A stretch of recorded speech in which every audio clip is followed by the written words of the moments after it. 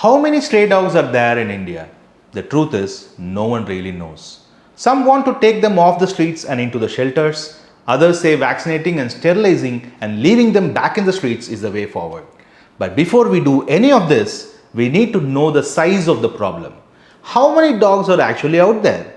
Right now, estimates vary wildly from one department to another.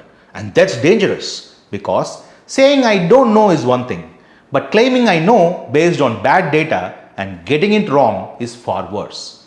Counting them right is the first step in getting the problem right, or at least knowing the data is wrong is the first step.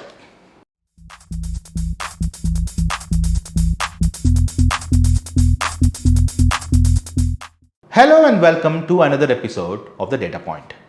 We are talking about counting dogs today because on August 11, the Supreme Court directed the Delhi government and local bodies to immediately capture stray dogs and put them in shelters. The court was hearing a case on the rising number of stray dog attacks on children, including infants. In its order, the court said not a single dog picked up shall be released back on the streets or public spaces. Will this solve the problem or make it worse? That's a debate dividing opinion. But here's the real issue. Without knowing the size of the problem, how can we plan a solution? If we don't know how many dogs there are, how do we know how many shelters are needed?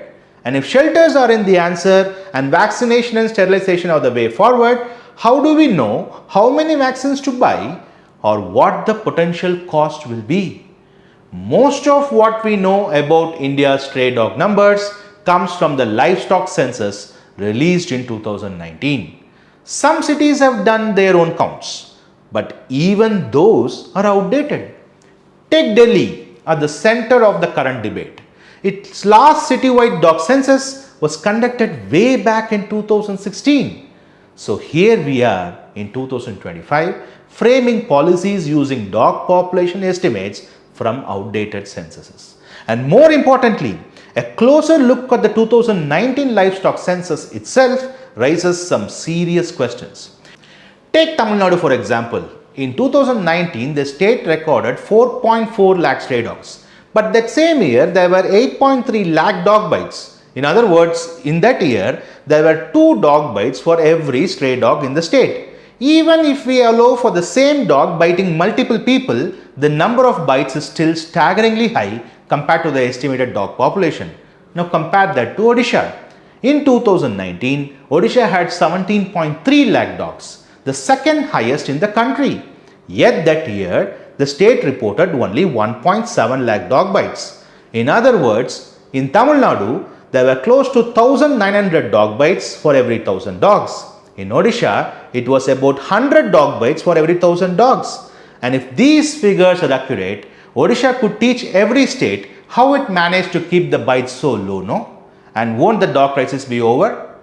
But the fact that it hasn't happened points to a bigger issue, a mismatch in the data, not in the ground reality.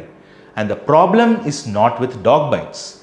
Dog bites are almost always reported because of the fear of rabies, and hospitals are required to record them. So the problem likely lies in the dog population figures. Still don't believe we are getting the dog counts wrong? Here is another interesting example. According to the 2019 livestock census, Manipur had 0 stray dogs. Like 0 stray dogs in an entire state. Hard to believe, right? Yet, in that same year, the state reported around 5,500 dog bite cases. Even more bizarre, no?